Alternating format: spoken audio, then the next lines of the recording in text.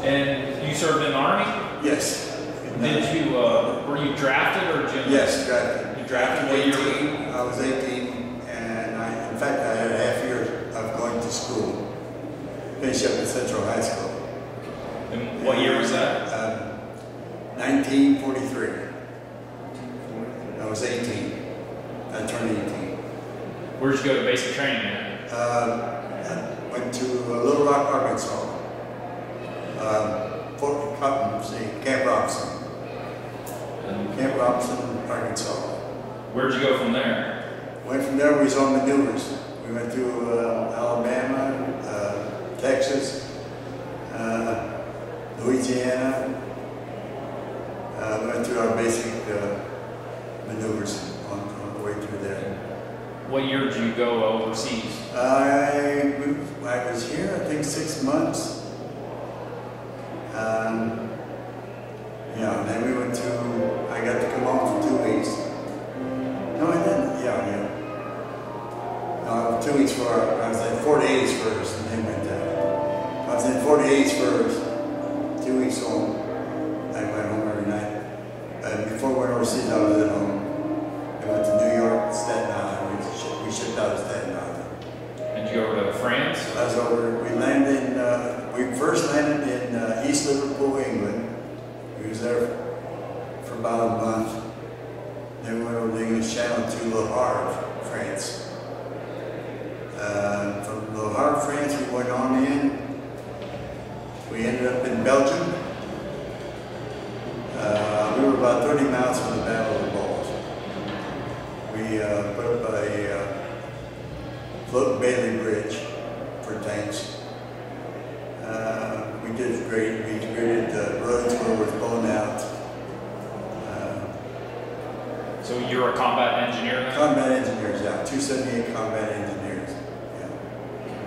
We had heavy equipment. We had bulldozers, cranes, and stuff like So that. you were there the whole time through the Battle of the Bulge?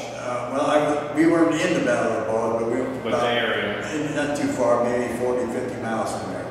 We were in a town called East Belgium. That's where we put a float Bailey Bridge across the river there.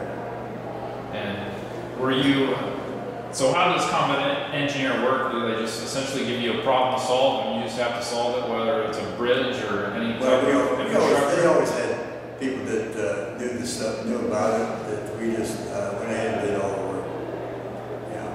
Was it primarily bridges or? Yeah, mostly bridges. Then we put, we filled in our graders, they bombed the roads and stuff. We filled them back up and get them going again. And we put mine nets across rivers. At the time, the Germans were floating mines down to blow out the bridges, so we couldn't cross them. After Belgium, did you go further, deeper into? Well, we ended up, I was out in Frankfurt. We was through Frankfurt, went through Munich. We weren't attached to one outfit. Wherever they need us, we moved. You know, we weren't attached to anybody. But we moved. We ended up in a town called Neckargemünd, which is right outside of Heidelberg, Germany. It was about maybe 10 minutes, 15 minutes from there. But that was our last stop there. We had 250 prisoners there that were released when the war ended. But that was our last stop. And when did you come back to the States? 46. Almost 2.5 years old. What's your, what memory sticks out to the most to you through your service? The buzz bombs really kind of...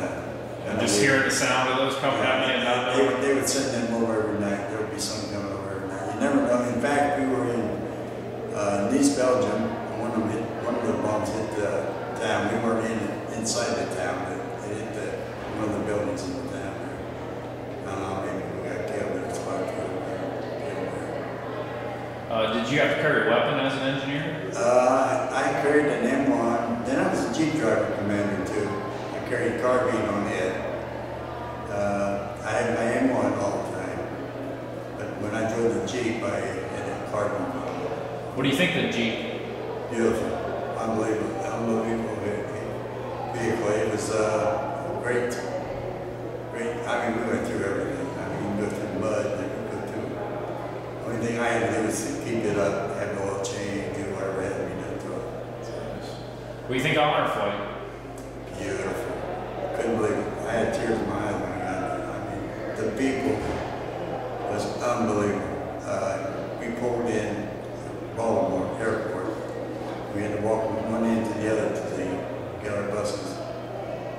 And the people that was waiting on their flights come up to us, and it floored me. I mean, I never thought anything about this, that this was all going to be happening. And the people in our own airport was just awesome. You know, I know I was in a bad ward and everything, but you don't think, when you're young like that, you don't think like that. Until you get on.